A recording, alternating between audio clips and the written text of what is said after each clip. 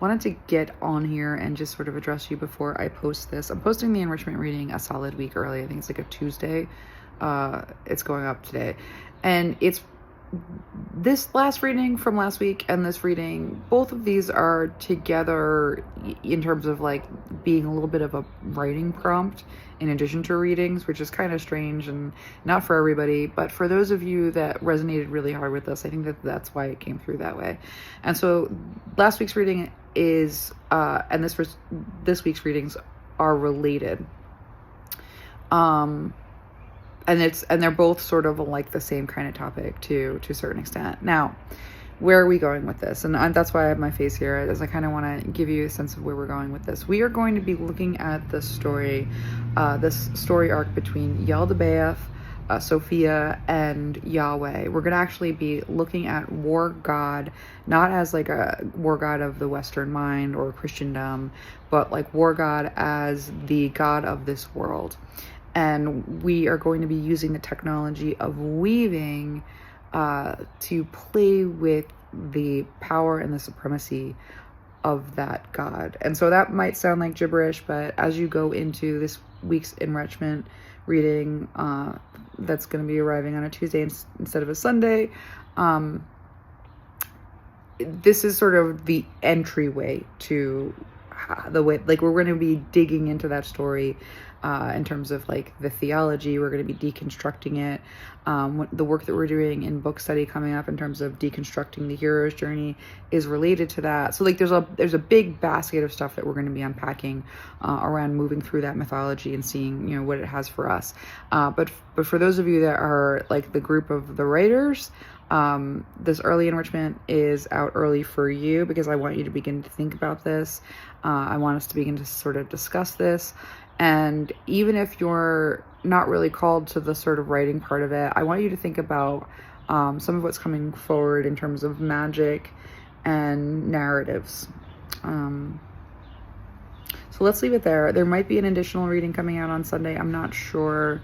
I'm going to see what happens. I'm going to go into a kind of a deep trance to sort of get a little bit more clarity about directions somewhat. Yeah. Hello, this is Lisa Lee, and welcome to this week's enrichment reading. I am so excited to dig in to the questions that are before us today. That cannot be overstated. Last week we did a reading where at a certain point there was just like a call to like defend love or fight for love. I haven't watched that reading, and I was in a very weird space when I recorded it. And I remember it being like, for me personally, like a trailer of like coming attractions. Like, we're going to get into this, we're going to get into this, we're going to get into this, we're going to get into that. And all of that made me realize that we're like, our next chapter, the next chapter that we're getting into is pretty significant. Like, we're back into like figuring it out kind of a place with this, because a lot of what we do here is, you know, mysteries to be solved with tarot, you know, tarot cards. And getting the alchemy right is getting the questions right. And so and that's like, we do that in cycles, like circles, you know, round and round until we get that perfect right question that like breaks us through. So we are in breakthrough territory, and everything that I was shown in the last reading is like next level. Like almost like last year we looked at the infrastructure, the archetypal, this, that, and the other. And this year we're going to get into like relational interfacing and actual like tangible magic, which I knew that was coming. I just could not get near how to transfer that information. And I finally see it. So we're ready for some good stuff here. Nice. But this reading, today's reading, is we're going to do some exploring. We're going to put on our little explorer hats, and we're going to go out into the jungle, and we are going to try and solve some mysteries, because I have seen where we're going, but I don't yet know how to get there with the mother at the bottom of the deck. I love it. Village in reverse, shaman, and the offering. Oh, yeah. So, for a while now, I have known that, well, okay, let me get some cards on the table before I launch into this. So we're going to be a little bit patient with me. In fact, I think I'm going to go ahead and speed this up.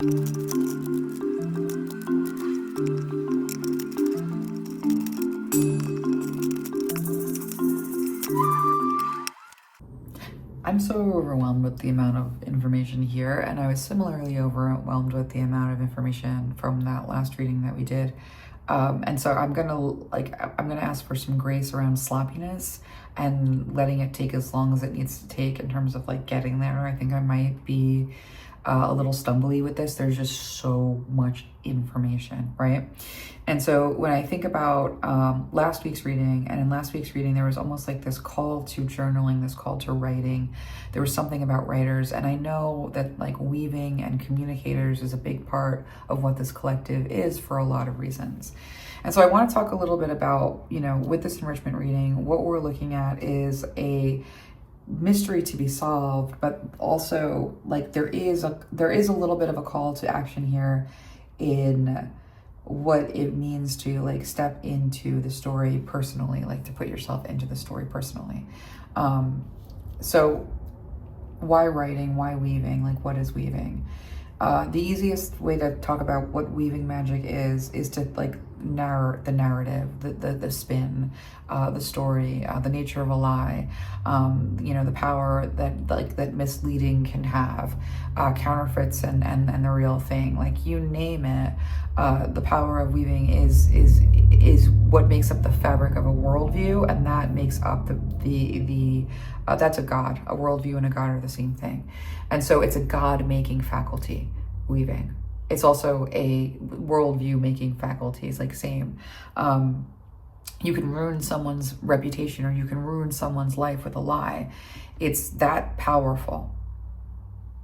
And so story making, you know, this magic around story making, this whole collective, whether you're part of the story making troupe of people or you're part of the oral storytelling part, like there's something here about the way that the information transmits and is transmitted that like every single one of you has some part in, but you each also have like a piece to the puzzle too that is like uniquely yours. And so when we think about what it means to bring our stories forward and to make meaning and to encounter the void and kind of like deal with what that means philosophically, and within our hearts, like we got into this mess with the place that we are and the worldview that we are and the God that we have through stories. We're going to get out of this mess with the magic of stories. And so like the simplest way to put it is like changing the narrative. But the more complicated sort of aspect of this, or what makes this so powerful, or what offering this to all of us as a tool makes it so powerful, is we're talking about something like revelation, or the power of something like a parable. A parable is you're listening to the story, and then all of a sudden twist, like, you know, here's what it really means, and now you understand it and you didn't see it coming. It's the same story structure as a joke. You're listening to a story and then all of a sudden something unexpected comes in, that punchline, you're laughing, like that parable, that joke, those structures like produce revelation. Revelation is you see it, you can't unsee it. And so we're talking about stories that have the power to bring revelation. And that's where the angel of revelation and the reckoning and the falling of one worldview and the rising of another come into play. So it's like a very big deal. That's why I'm saying, like, when I looked at this and I was like, holy crapola, like that's a lot of information. And when I was looking at last week's reading, I was like, okay, like I'm gonna have to go into a deep trance and come back to this, because it's, again, coming attraction. But what we're looking at here in terms of like the basic structure is we got into this mess with the stories, we get out of this mess with a story, and not one story, our stories. Each person has a part of that story or a part of that picture. I try and take a breath and kind of attend to the cards as I like bring all of this through. Like I said, there's like actually weirdly like a lot of exposition with this, and it's all stuff that we have come to understand over the last year of figuring it out here.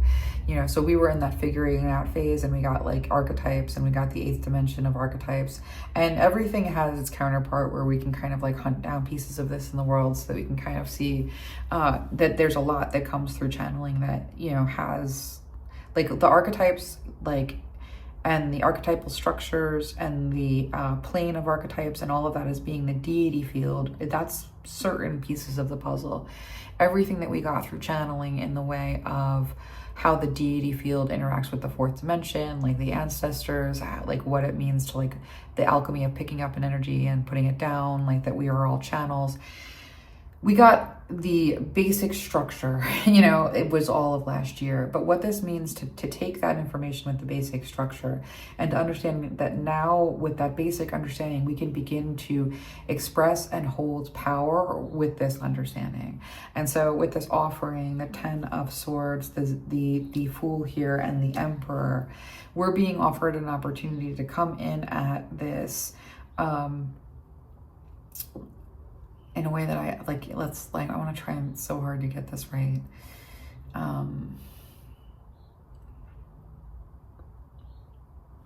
I see that the story that we are entering is a very big story. So giving you something like a prompt that is going to help you use this magic is very, very complicated. Explaining to you how I'm gonna do it might help you do it your way, kind of a thing. And so when I look at this offering, the 10 of Swords, the Fool card, and the Emperor, I am looking at my story with the energy of the Emperor, with the War God, with the War God, right?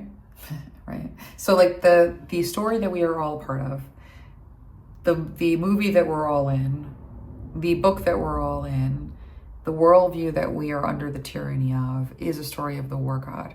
And the War God isn't just Christianity. The War God is somewhere along the line, somebody decided to start like wars, to rape, to pillage, to hold territory. And it was like a virus, and it expanded and expanded and expanded. And just like the sun god has many names, the war god has many names. But the war god is the god of this world. So if you remember when we were doing the stuff and we were talking to Jesus, and at one point I was looking at Jesus and I said, like, listen, what's the deal with like, this is not my home, and I am, you know, the God of this world offered me this world. And I said, no, like, who's the God of this world, right? Who's the God of this world? The God of this world, for better or for worse, is the worldview that every single person in this world is living under, from one belief system to the next. And it's a hierarchical system, and it's a capitalist or money exchange, you know, system. It's a war system. It's a dominance system. It's a patriarchy. It's a God. It's a God infrastructure. It's a kingdom. It's a stronghold with armies and angels of armies. And all of the validity and the reality of that is going to be a construction, a spiritual construction that we make manifest and make material into the world by our own permission to channel certain energies and the agendas of certain energies in with our experience. If we are blind and unknowing, then that can be hijacked very easily, and we see that done. We see people constantly hijacked by belief systems, dogmas, ideologies, and then driven like cars for the purpose of one war god's expression over another form of expression and what's going to win. The war god is everywhere. We can't escape the war god. You can leave religion 1,000 times and that it's an indoctrination, but it's not an indoctrination of just religion. It's an indoctrination of how you spend your money, how you eat your food, how you are attracted to another person. It's an indoctrination that goes really, really deep, because even romantic love is a big part of the hero story that is baked into the patriarchy mess. And so with this offering, this 10 of Swords, this Fool card, and the Emperor is entering into this story with the power to change it, because that is the power that we have.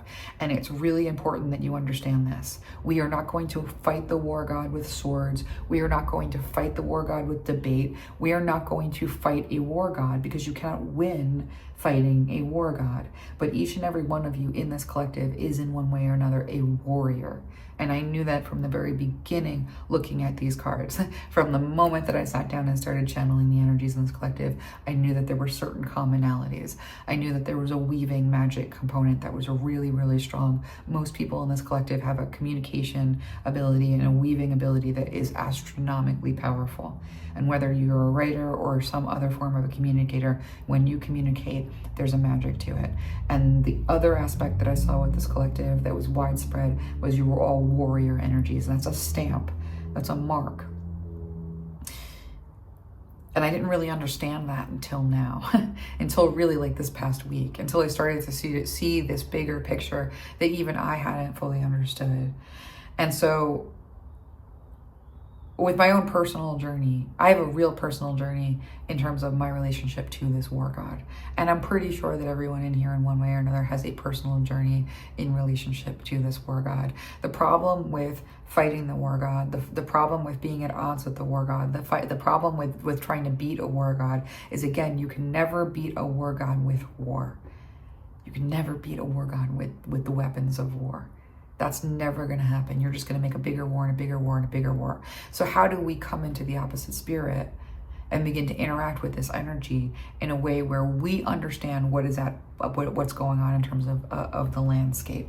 We know what the deity field is. We know that the deity field is only made manifest through our permission and our participation, channeling it in. We know that we are channels. We understand that like, and then again, like, I want to be careful about this language because I'm teetering with this energy. I'm working with this energy, and I want to be careful about war language of, like, conquering and joining and under the guard of, and we believe together, and that's our mantle, and here we are with our shield of truth.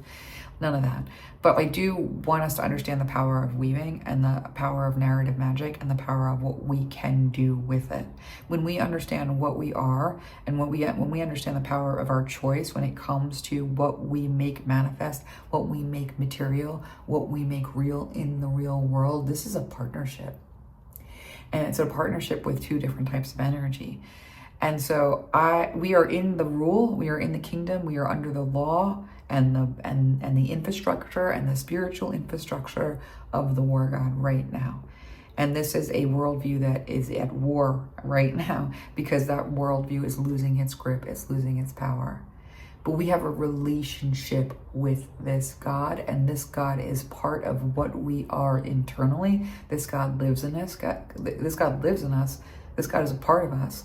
This God is within the universe that we are in. It is a closed system. In one way or another, we have to reckon with and deal with this God. We can't go around it. We have to go through it. I know I have tried to go around it. I have been dealing with this God in a very intense way my entire life. And that story, I think, has the capacity to set me free. And I think that your story, with whatever this energy is, has the capacity to set you free. But furthermore, your story and my story with this energy has the capacity to set this energy free, because we are the makers and the creators of the narrative and the consciousness that becomes pervasive as a reality when we share it. That shared belief system is the worldview, is the dominance, is the God. And so the emerging divine feminine aspect of God is an emerging worldview, and we carry it in with us in our behavior, but we're not going to be the war god and bring this message in as the war god. In one way or another, since we can't get rid of this energy, we have to transform it. We have to be part of the transforming, the alchemy of that transformation. Think about white blood cells in a body. We're not going to get rid of the red blood cell, but where something is causing a sickness, we have to deal with it. We have to infiltrate. We have to go to the source of what that is and manage with it. And there is some sort of a salvation doctrine aspect to that. None of this is sketched out. None of this is anything other than, like, I'm seeing it, right? So the Ten of Swords is like a death that is 1,000 swords deep. The Fool card is a new beginning, and the Emperor is like, we're talking about a new beginning with something that drove 10 swords in your back. Now, why is that an offering? Why is that an offering? I'm just gonna get a little bit of water here. The Mother card, I had this stone on it. I was like, when I pulled this all out, I kind of saw this and I thought, we're really gonna get into it now. Because this has been, this notion of the story that we're entering, to enter this story and to deal with this story is the story about Sophia and Yaldabaoth. Now, we're going to use the mythology that is available to us, because you enter through a story, you make movements through a story, you bring liberation with insights and expansion of that story, you change the story. There's all kinds of ways in which we have the power to infiltrate these systems of oppression through our own revelations and the impact to our own personal consciousness, and then the impact that has on the collective unconscious space. That's the underworld. Your epiphanies, your understandings, your communications have an effect on the underworld. That underworld is the energy behind everything else. And so when we develop a relationship with the underworld and we begin to think about what it means to create a bridge between the conscious mind and the unconscious mind, which I know sounds like flirting with disaster, like this is where craziness is, like this is such a danger. But the truth about what divine feminine and what divine masculine energy is divine feminine energy and divine masculine energy is not gender roles. It's specific energies. And I'll argue that these are specific energies until the end of time, because I don't have to. Just look at any 2, 3, 4-year-old that knows that they are a divine feminine or a divine masculine energy, despite what the entire world is showing them, including their own bodies. Like, it's an energy identification. It's an energy that has like an essence. And so the divine feminine and the divine masculine energies are two different components that we are made of. And one is the we and one is the I. One is darkness in the way of the moon and the night, and one is the light, one is the sleeping, one is the awake. Both are experiences that we are having throughout our entire lifespan. One is in the conscious space of material, and one is in the unconscious space. So when we understand that we have power over both spaces, when we understand that we're the ones that make the reality that we are in and that we are a part of, but we also bring the kingdom of heaven, we transform the underworld from within. Like, that's kind of what we're talking about with the story making. And so, like, looking at these cards with that 10 of Swords call to start over again with this war god, and the offering therein is an offering that has a lot to do with the power that you have and what it might mean for you to interact with a war god coming from a place of power, which you've never done before, instead of interacting with a war god coming from a place of feeling totally disempowered. You got to deal with what you got to deal with. Life sucks. You have to just eat it up and take it. That's the war god, right? We have to just go to work every day. We have no choices. We have no free will. You're born where you're born in the place that you're born in. It's either a living hell or a heaven, depending on nothing at all except some random workings, right? But it's all this hierarchical structure that we're like stuck in. So I want to start by saying it's an offering because the war god is within you. So all of this work can be happening within you. I want to say that it's an offering because you've never come at the war god from a place of power before. You've only come from a place of disempowerment. And then I want to explain that when we understand what the divine feminine and the divine masculine really is, and we begin to minister within those energy fields, that's the relationship that we're meant to connect and create a union between. There is a twin flame union, divine union, divine union, divine union thing going on. It has nothing to do with people. It has to do with what we can bring to the taming of the war god through our stories and our transformation and the revelation therein. We're talking about being at war with the war god, but not playing by any of those games. Jesus came in with the technology of forgiveness. It was the most powerful thing as of yet, because it was one of the only ways to win with a war god, because it has nothing to do with war and it disqualifies war. You don't need war when you have the presence of forgiveness. That's why Jesus was so dangerous, that an entire infrastructure of belief system had to be built around just containing that power of forgiveness alone, subjugating it into a smaller story about a larger God that is the father of, instead of Jesus was bringing through a technology that had the power to defeat this war god. So who is this war god that we interact with every single day? Who is this war god that we have a relationship with, who persecutes us, who does not suffer a wish to live, that does not let women speak to each other, covers them in veils? Who is the war god that requires subjugation of children and women and men for battles? Who is this war god? We know this war god. We fight against this war god. That's not the winning strategy. Because understanding the nature of a god with the shaman here, again, allows us to step into power with this energy, right? So what is the nature of a god? This whole past year, we figured it out.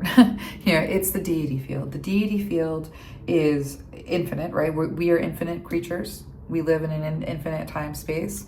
The lifespan is governed by time, but everything else is not governed by time. It grows by expanding. Think of the rings of a tree expanding outward as it grows up. Now,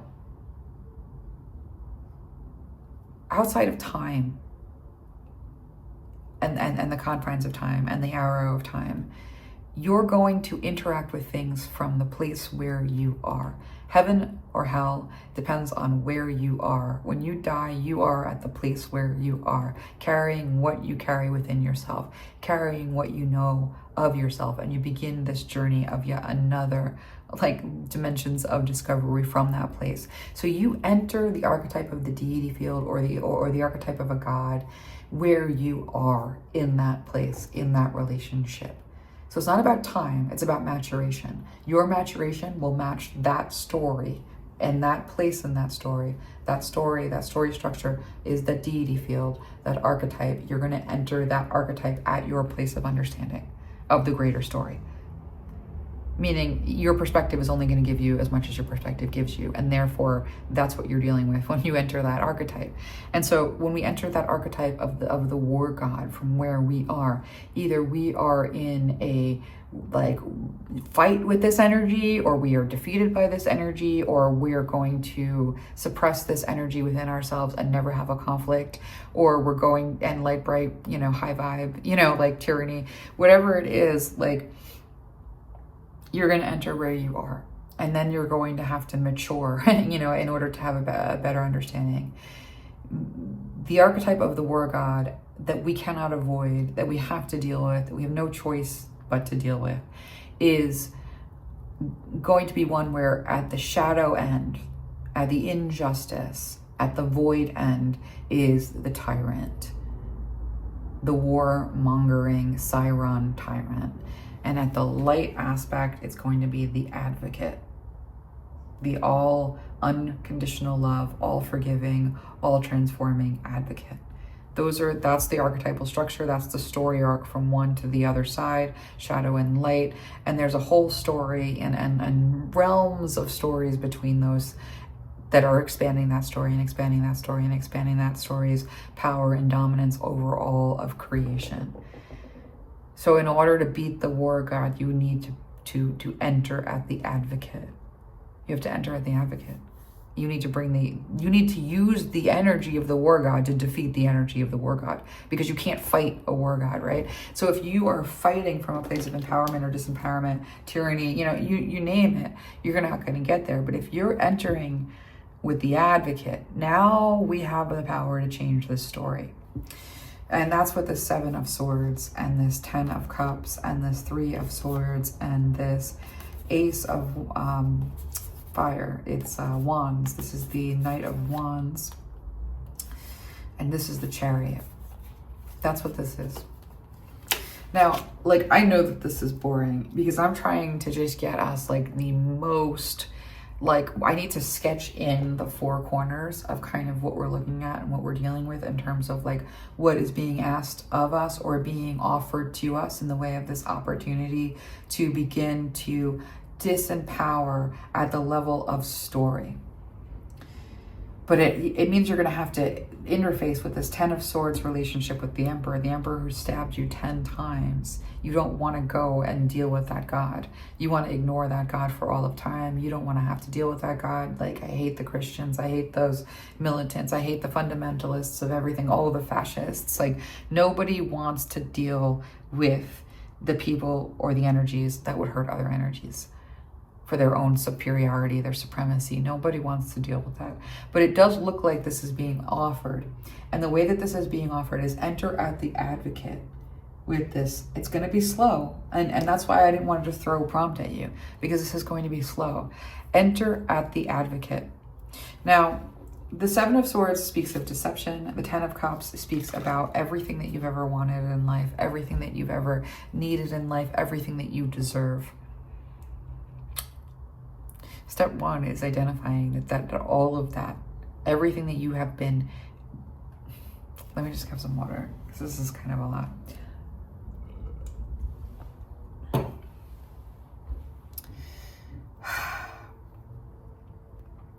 This is that moment when I say everything you've ever been told is a lie.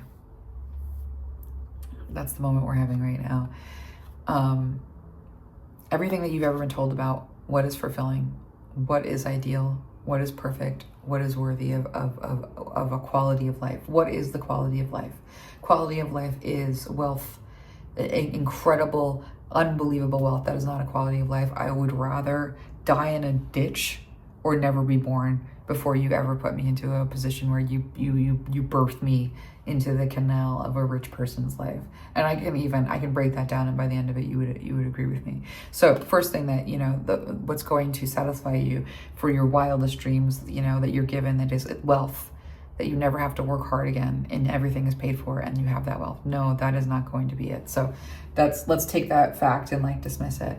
What's going to satisfy you? Perfect romantic love. That is not how romantic love works. Romantic love doesn't operate on an axis of whatever ecstasy you're able to achieve with the ice cream man rolling through. Romantic love, as it's packaged and sold to us, is a highlight reel of what it means to experience the range of emotions that are associated with the practice and the participation of love, right? But if you don't know what that is and what that's all about, and you're always just looking for that moment of adoration, and how that moment of adoration and the unconditional love that extends from that adoration is going to create the foundation that you stand on as a life, that you consider quality of life with love in it, that's not it either. Attaining a romantic love partnership is useful, but it's not the picture that you're given as this is going to satisfy everything. There's still going to be more.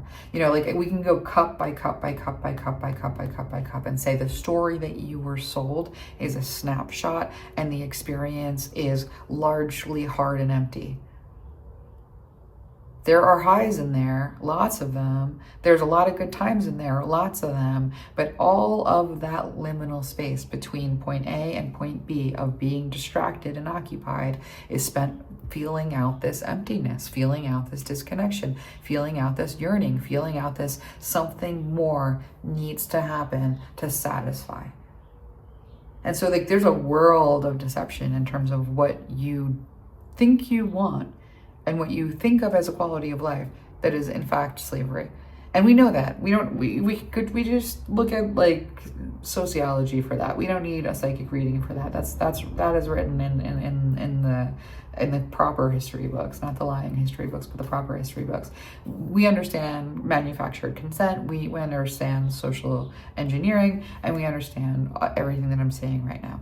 But there's a bigger problem with what I'm saying. The bigger problem with what I'm saying is that as long as you think these are the things that you want, and this is quality of life, you are kept from what you really want and what really is quality of life. It's not just that you're given the wrong information, it's that you don't have access to the right information. And so when we think about this heartbreak that is inevitable in a system that is designed to keep you yearning, that is designed to have maximum labor, that is designed to keep you constantly having to reinvent yourself, that is absolutely designed to defeat you. This Three of Swords, everything that you are taught to want is designed to defeat you. Everything that you are told to desire is designed to defeat you. Why is it designed to defeat you? Because if you're defeated, you're not looking for the answers. The answers with this Knight of Wands have to do more with that fire energy, more with that passion energy. And with the Chariot, we're going to get there.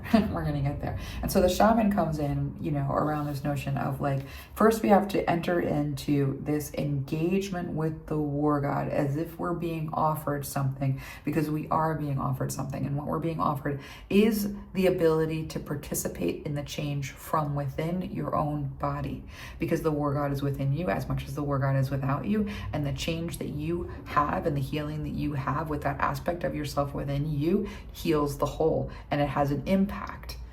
It impacts the larger picture. And so, when I saw that every single one of you holds a piece of the picture of the new worldview, holds a piece of the story of the new worldview, it's a transformation and a healing of the war god energy within yourself that causes this massive effect. And it really will, because just think about the work that we do, just bringing this stuff like channeling it through, and then it becomes a part of our consciousness. Once it's a part of our consciousness, it's a part of the collective unconsciousness. Like, all this stuff is really effective, but it does necessitate you being willing to know that you have no choice, that you're not going to be given an option, that you're going to have to tangle with this story, that you're going to have to tangle with this God. And either you're tangling with this story and you're tangling with this God from a place of desperation, because no matter what you do, you just can't win. Because no matter what you want, you just can't get it. Because every time you're given something that you want, that you think is going to be it, it ends up nearly destroying you. Why have you been nearly annihilated by love? In one way or another. It's not just you.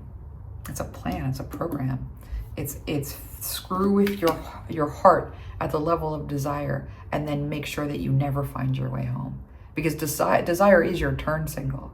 But if you're given all of the wrong information, so that you are so brokenhearted about what you have in the way of the proceeds of your effort, of what is fair and not fair, deserve and not deserve, where this throws you into the void, where it has you pulling yourself out of the void, but looking at the void that everybody else is falling into with a powerless expression of, well, that's just the way it is. That's just the God that we have to deal with.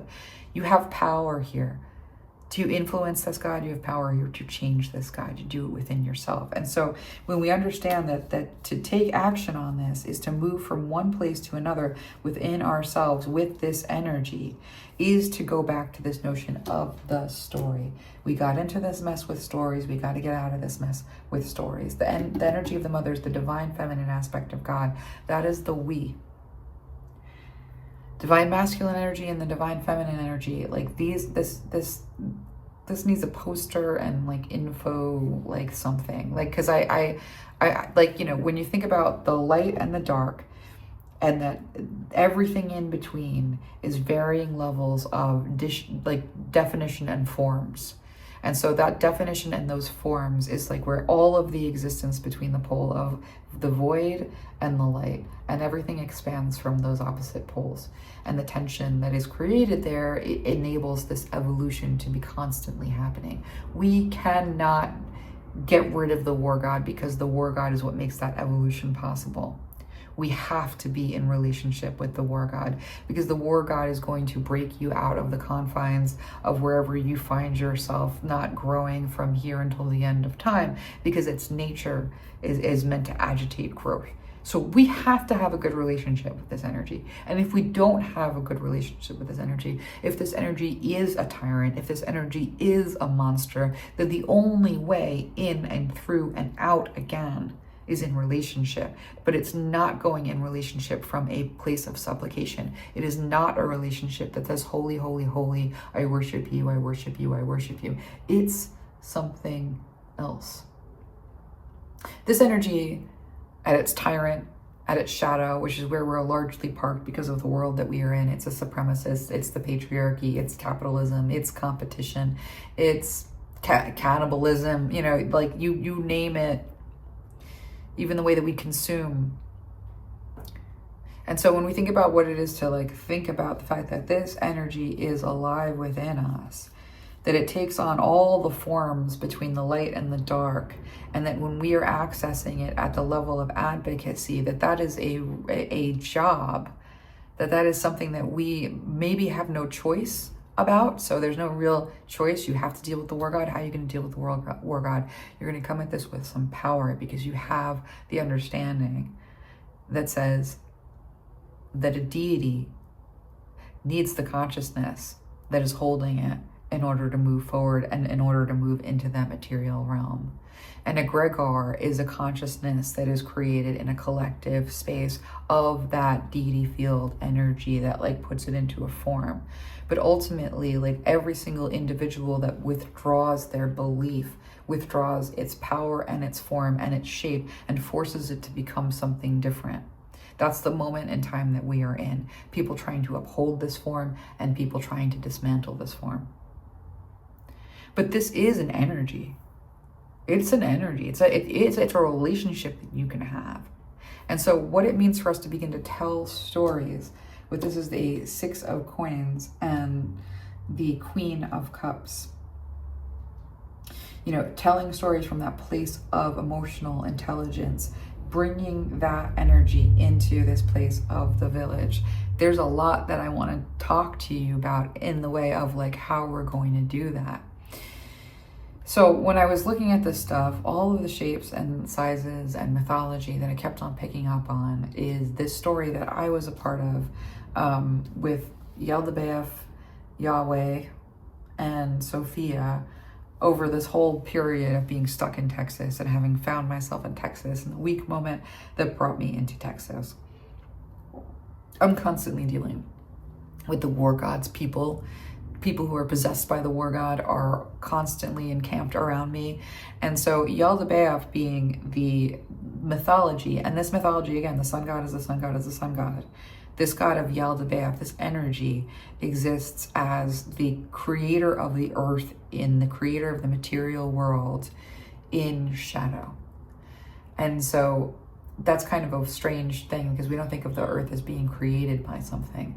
But the way that the mythology works is the material realm was created by a rejected, neglected spirit in order to deal with that problem. It was made as a substitute, as a way to be God over all of their creations, and I am the only God, and I'm your relationship, and this is the way it is.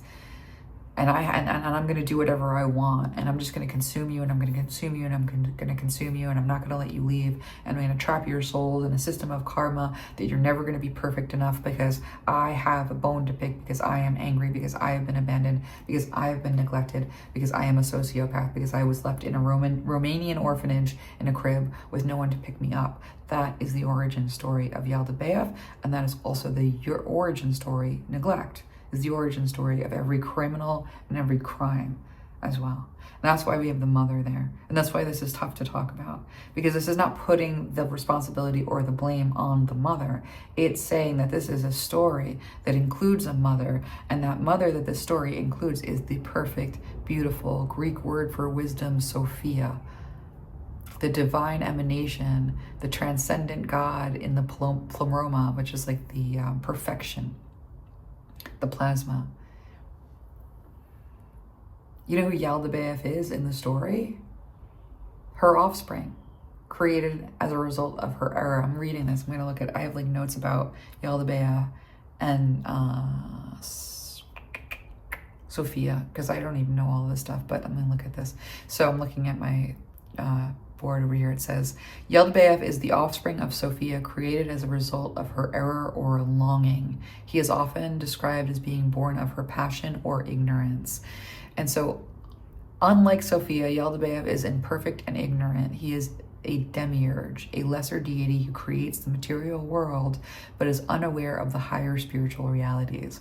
This is so good. This is such good mythology to work with because it's true. You know, like that's like the resonance is like when something feels true. It's not like the story is true, but it feels true.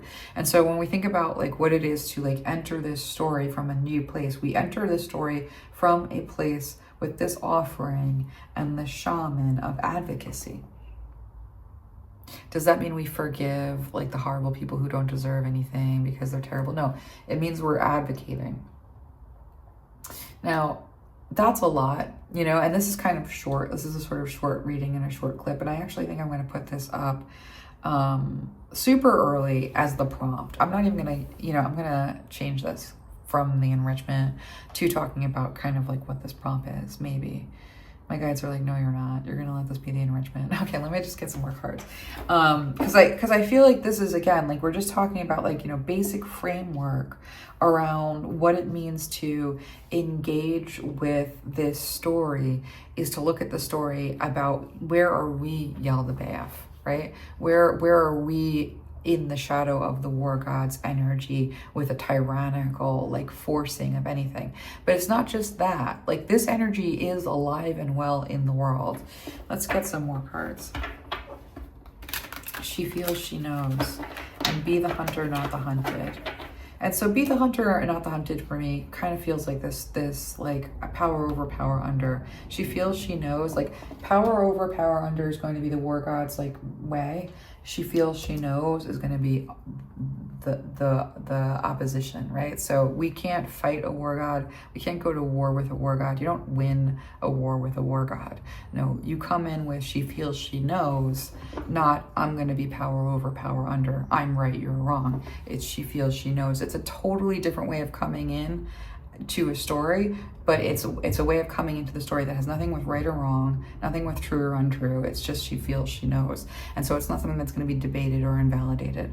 And so we're going to talk about like the prompt being something along the line of she feels she knows, not something that can be invalidated, because it's not a point of this is the truth, this is the false, this is the right, this is the wrong. It's just she feels she knows. So, you know, if you are going to do the journaling or the exercise, like with what it means to get to a place with this energy, where this energy is transformed from within you and your relationship with this energy is transformed from without you, there's a lot that you can bring in along she feels she knows, because you're not going into this alone. You're going into this.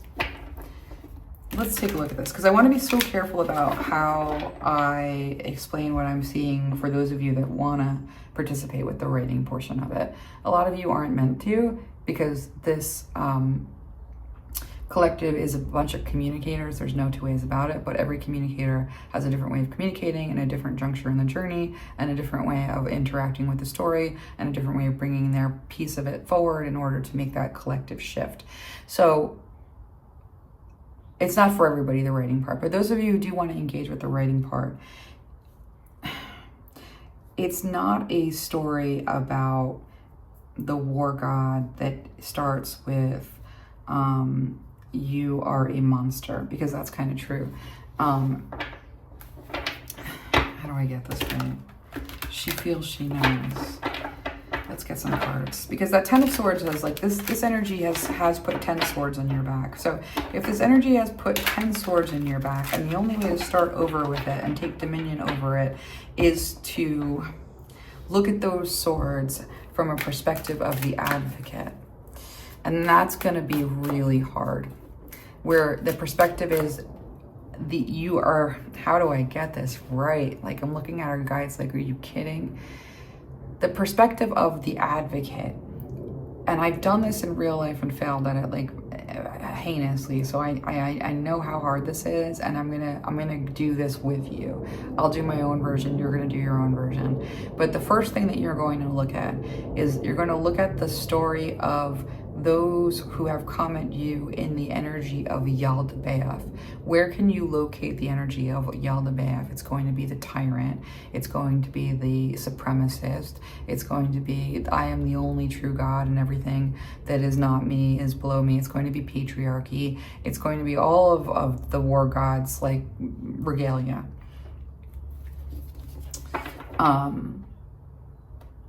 So you each have an experience of being stabbed 10 times in the back by this energy in one way or another. If you're looking at those 10 times that you've been stabbed in the back and you are taking on the story, but the narrator, the omniscient point of view is an advocate, not just for you, but also for your abuser. Now that's hard, and I understand how impossible that might sound, and I understand how triggering that is, and I understand like what that might like make you feel, or make you feel you want to do. But I want to just take a deep breath here in this moment and ask you how powerful you would be from that perspective if you could transform the one that you have that left you powerless, that leaves you in a defensive position, that leaves you looking at the world like it's nothing but a pile of like shit, you know, and puts you in a perspective where you have gained power over not only the situation that victimized you by bringing meaning to it, but also gaining power over your victimizer by seeing them through a lens that disqualifies their power to hurt you and disqualifies their power to hurt themselves by hurting you. It's a template that you put over the story, and then you see what the magic and the alchemy and the weaving does from that perspective. Because I guarantee it's going to change the way that that story comes out. And this is going to be so hard that I do not suggest that you start with your biggest offender. I suggest you start small. with somebody who you can conceive of possibly forgiving, because that is the template of a story of forgiveness, where you are subjugating the story of the offense into a greater story of meaning one way or another. Now, hard as that is kind of the call to action. That's where the transformation happens. Now, it's not only a transformation that happens for you in terms of what it means for you to disempower the story that has power over you, but it's also, once it changes in you, once it heals in you, it heals in the whole. Once it heals in the whole, it transforms the experience of the war god in its own essence from within it. It's powerful. We're not going to fight a war god. We're going to transform the war god from within ourselves through a story that we tell about it, that changes its role for us and changes its role in our own personal worldview. And that change can become a revelation, not just for you, but for many. And so this is what this collective is being called to do. Now, with the King of Cups here being about deep love, and also about isolation, you know, getting to know this war god from the position of the story. Nice, Nine of Pentacles. If we're looking at the war god from the story of Christendom, for instance, everybody who's coming from a tradition of patriarchy in Christendom, Western thought, we're going to be looking at the mythology of the arc of Yaldabaoth and Yahweh. Yaldabaoth to Yahweh, we're talking about a structure, a story structure of a lifespan, you know, in time where a transformation takes place. Now, we have a lifespan where we're like little babies and then we like grow into adults. The deity field is not a babies into adults. Like, it's maturation. It's tyrant into enlightened advocate. That is the growth span of a god and a deity. They don't have a childhood, really. I mean, maybe, but I never see that, right? So this is how I see it, you know. So the archetype, you know, the relationship that you have with this archetype that you're not able to avoid because it's a part of you. In one way or another, you can consider this energy a father, unfortunately, because it's a tyrant father who is mean and horrible and no good, and possesses your own father with those, you know, characteristics sometimes, or didn't, like, affected everyone in the male line in one way or another to like bring in this energy and hold this territory and keep this space. Like, there are so many layers and ways that you can go into the story. And, you know, with this prompt that says, I feel and I know, directed at that energy of the tyrant. With the King of Cups, there's a lot of love here. And I want to say that you love the war god. How do I know that you love the war god? And it's not because of Sunday school. You love the war god because you love the advocate. You love the advocate. You love the advocate in the hero's journey, and every hero's journey that you've ever witnessed. You love every baby born with the potential to become anything at all, and you hate the monsters that they become when they are left outside of the village to die alone. You know that you love the war god because you love the part of yourself that won't just take abuse and fights back. You love the part of yourself that knows what it is to stick up for another person. So it's not that hard for you to figure out how much love you have for the war god. What you have to do is you have to take that love from the ascended aspects, the mature aspects of the war god, that you love the advocate, that you love the hero. And you have to bring that into yourself. Now you can only fight the war god with the war god. You're going to bring that aspect of the war god into yourself, into your perspective, behind your eyes. You're already in intimate relationship with this war god in the advocate position. The war god in the advocate position is what took you out of that dark place and does over and over again. You already have this relationship. You're going to bring that aspect of the essence into the Ten of Swords retelling. Now that's a kind of a tall order. And that's not just like society. With the Nine of Pentacles, this can establish you on the right kind of foundation. This 10 of Cups being with the 7 of Swords, deception, speaks to everything that you are taught about what you want is a lie. That means the foundation that you're standing on, that you're calling love and family and life, that is built as quality of life, is a flimsy foundation. Anything could take that foundation out. That foundation that is the one that you stand on, that you call a good quality of life, can be taken out with sickness. It can be taken out with war. It can be taken out with violence, murderers, marauding. It can be taken out by a fluke accident. That's no foundation to stand on. That's fear. That's constantly striving to try and gain more ground and hold more ground so that you can defend against the inevitable something that could possibly take away the foundation that keeps your quality of life what it is. That's not a foundation. That's a lie.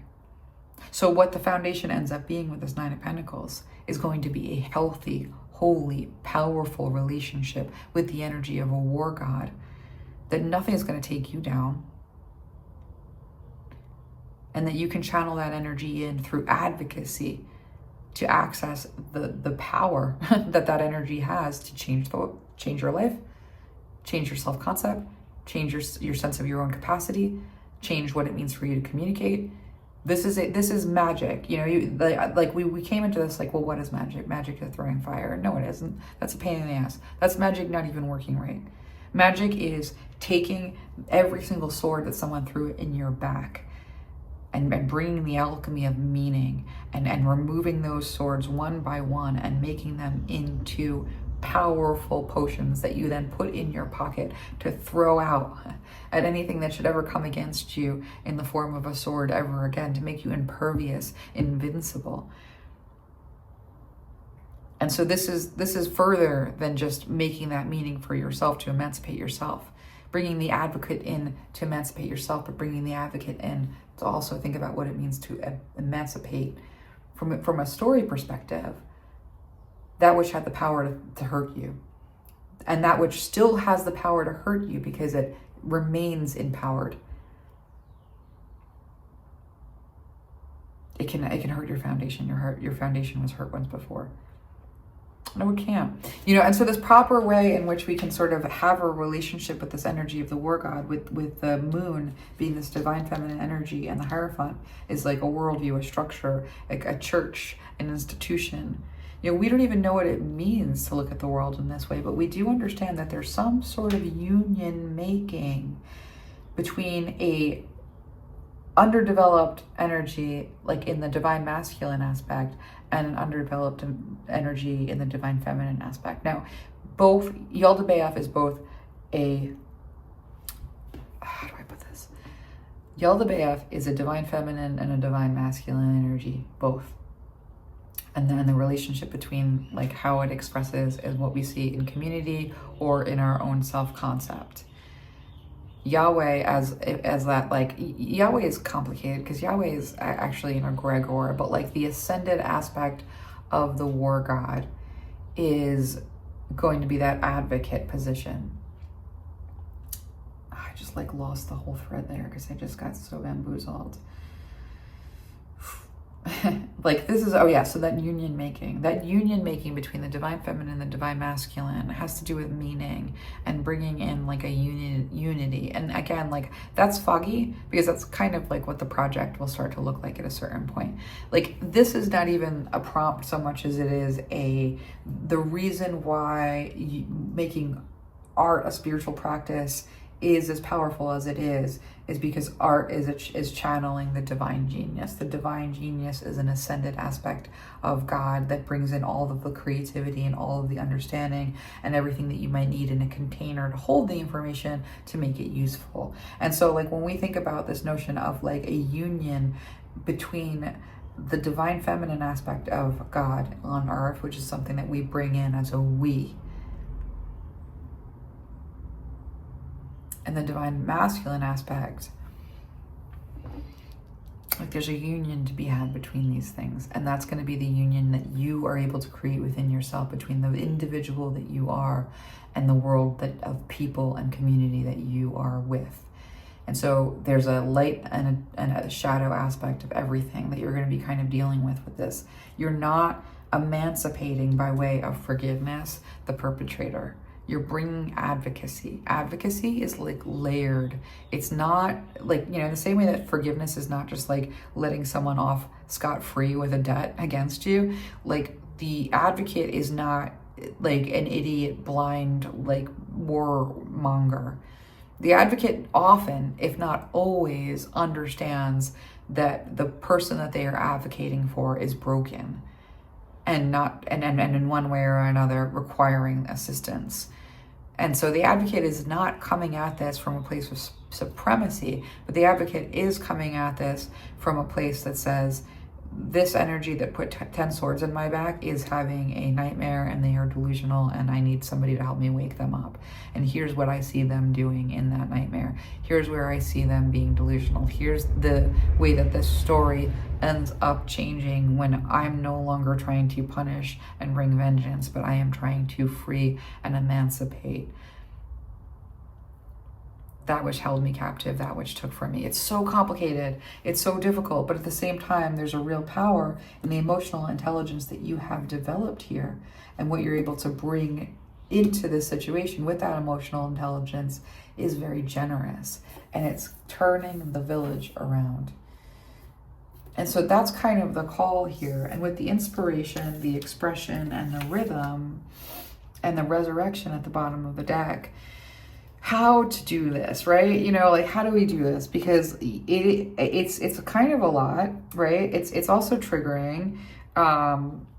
It's calling you into a magic that makes, like if I were able to say to you, you know, mastering the magic of forgiveness, mastering the magic of forgiveness by using the energy of the war god as an advocate against its warlike capacities, bringing that technology of forgiveness in to like disqualify the power that energy claims to hold, like all the different aspects of like what that means, done artistically can be really cool and fun. But if you feel like it's some kind of a mandate or a demand, it's gonna be not possible. And so I want to be careful about, you know, just even like understanding what this resurrection might entail. I sort of lost the thread a little bit there, but with the inspiration, the expression, and the rhythm here with the Morgan, this is meant to be fun. This is meant to be about the divine genius sort of taking you somewhere. Your unique expression is required, because without your unique expression, we don't.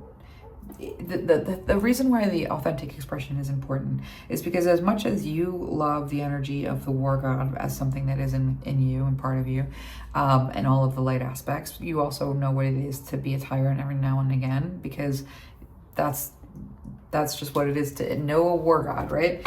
And so when we think about the fact that, like, not only do you know and love this energy, but this energy also knows and loves you. So now we have like a, you know, for better or worse, a terrible love story to try and work with and tangle with. And I really don't want you to think of the war god as being a male. I want you to think of the war god as being both aspects, because you have tangled with the war god in the form of a female, and you have tangled with the war god in the form of a male, and you have tangled with the war god in the form of they. You have tangled with this energy. So I want you to understand that there's kind of like a lot there that you have to work with and that you have to bring in the way of advocacy.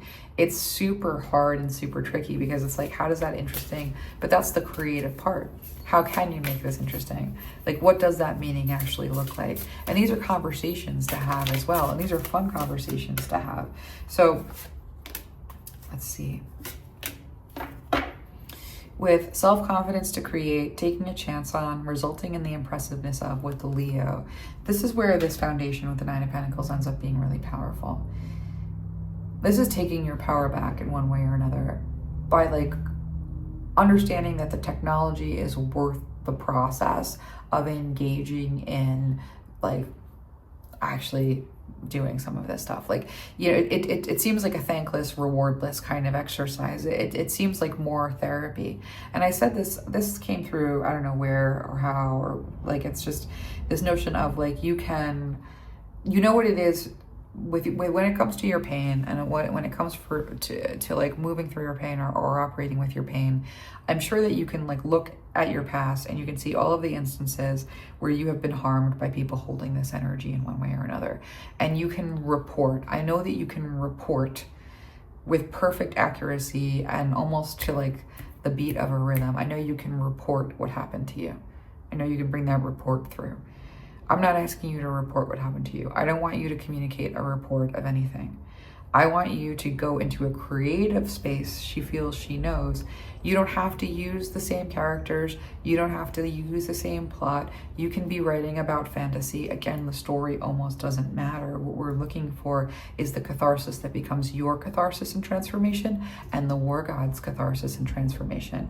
And so you can fictionalize this to high hell. It doesn't even matter. It's gotta be fiction in one way or another in order to bypass some of that reporting that happens. So be creative and taking a chance on the creative process that is involved and the magic and alchemy of that, bringing art, bringing a creative process to this prompt. How can you retell the story of the harms that have been done to you from a position of the advocate for yourself and whoever perpetrated the offense? You're advocating for both with that POV. Now, however you want to communicate with this, if you can't do it with words, start with art. The impressiveness that will result from the process of engaging with these spaces from a creative point of view, not reporting. I don't want to hear you reporting. Like, and then I'm not trying to put anybody down, but I know that we go to therapy and we report these things and we report these things and we report these things. And talk therapy is so valuable, and I suggest always doing it. But at the same time, the technology is confession, right? And so confession is what we're talking about in terms of the writing. And sometimes we can't come at confession directly, because confession is weird. It's not, I'm not talking about it in terms of you're guilty, so you're confessing. I'm talking about it in terms of the technology of faith that was confession. Confession became the technology that is talk therapy, and that's kind of not, that's diluting it. And what I want you to do is bring in like real confession. I bear witness to my own strength in my advocacy for myself. I bear witness to the dignity and the sanctity of another in my advocacy for whatever caused that to be that. I bring in some creative story that is meant to bring catharsis by way of revelation. Can you do that on your own? Are you responsible for figuring it out on your own? Do you have to know these things on your own? Absolutely not. Why? Because you're going to be channeling. What does channeling mean? Art. What does art mean? You're going to bring a creative lens to this. So I'm going to expand this prompt so that we can work on what it means to comfortably bring a creative lens to this so that this can be done. Do you need to put this in a fictional setting? It doesn't matter. The story doesn't matter. It's the belief that you're going to pull through it. You know, so this is sort of part of it. But with by making the right connections, the idea in question, get your ideas going with the third house, the communicating. This is a communicating group. There's a trite way to look at this assignment, and that's the reporting. We don't want to report. We're not finding blame. We're not diagnosing.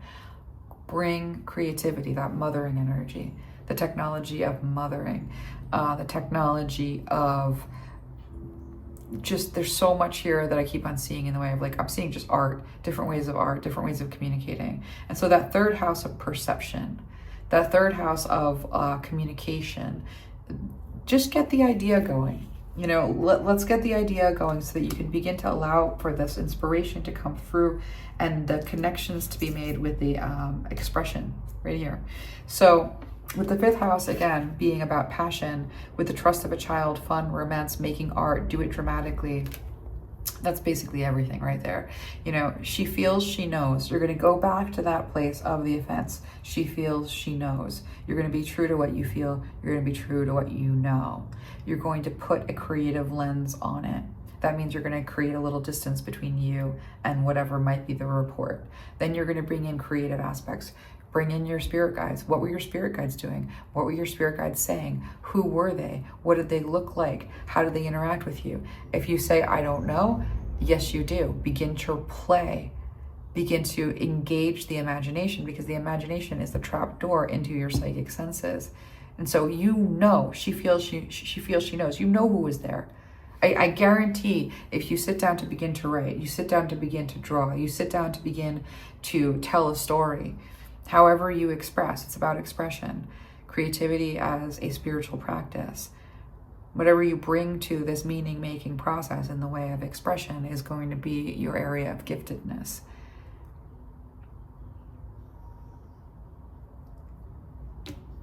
That's this 5th house energy. Who was in the room with you when you fell down? Who picked you up? Write that story. You will transform the whole scene. You were not alone. Now, who else was there? Who set it up? Bring in the dimension of spirituality. Bring in the spirit guides. Bring in the shadow energies that the ancestors were carrying. Bring in the shadow energies of the infrastructure that came before. Bring in all kinds of stuff.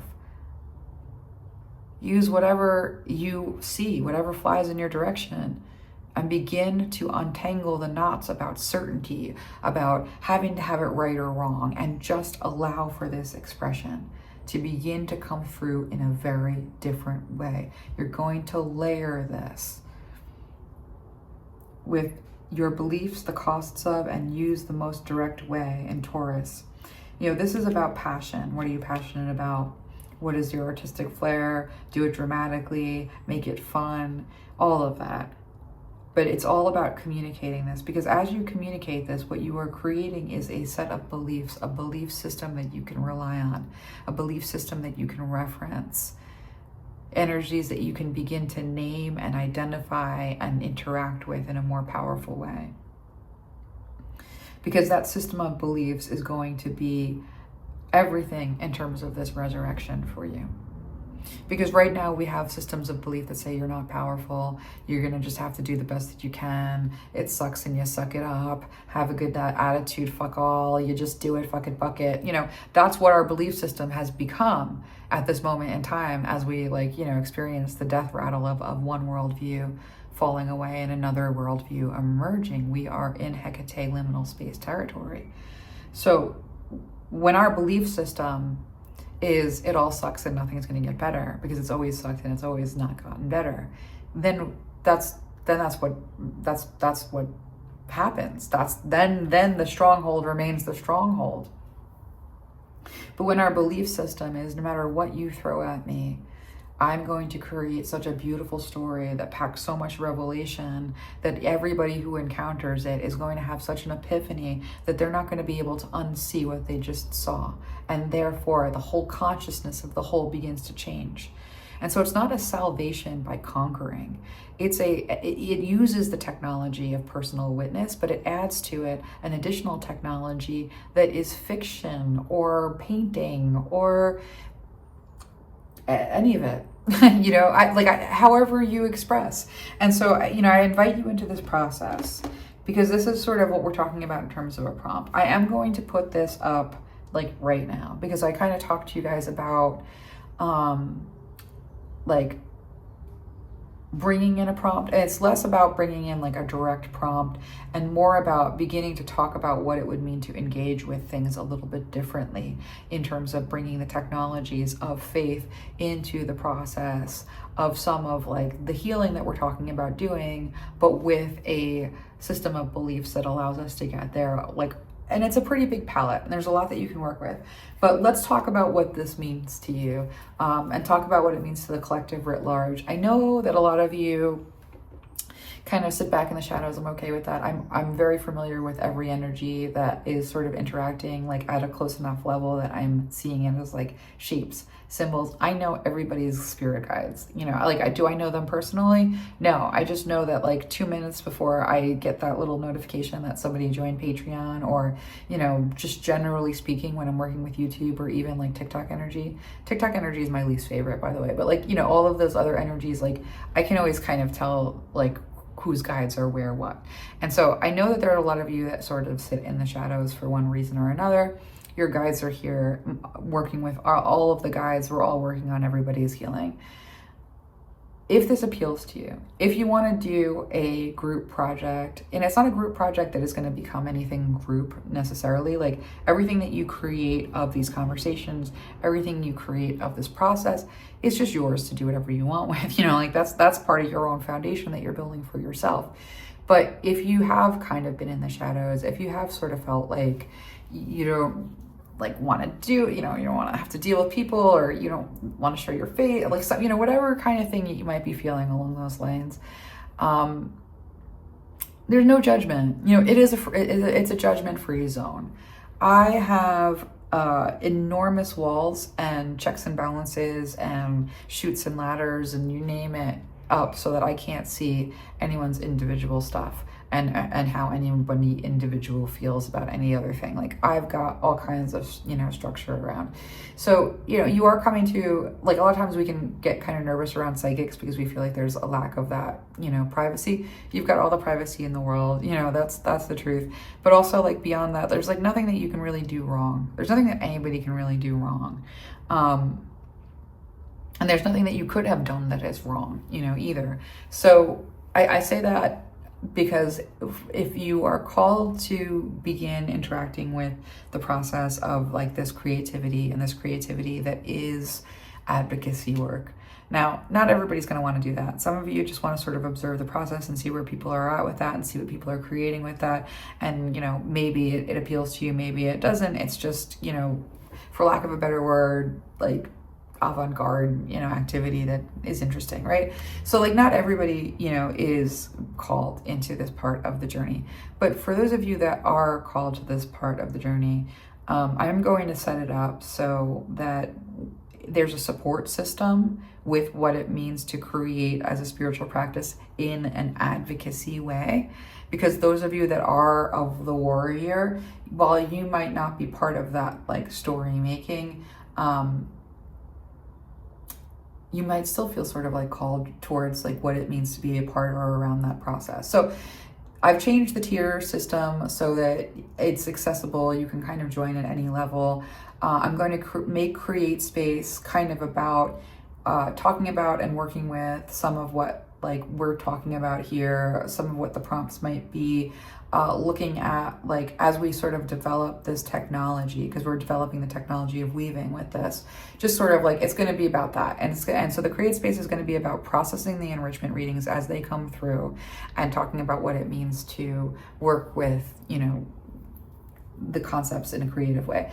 And then book study is actually going to be, we're looking at the hero's journey next. I'm still deconstructing it, but we're going to be like looking at war god sort of themes, and the hero is sort of the origin story of the war god. And so like there's going to be stuff that we bring in related to transforming these relationships through our own narrative making. And it doesn't mean accepting a single iota about the worldview that is and the dogma that is and the stories that are, but it is about your own relationship with the world that you're in and the world that has made you for one reason or another, like who you are, right? And so let's go ahead, and for those of you that are kind of like, you know, withdrawn, like maybe shy, I invite you to just consider what it means to enter into community a little bit more directly, because I do think that each and every one of you could really benefit from each and every one of you.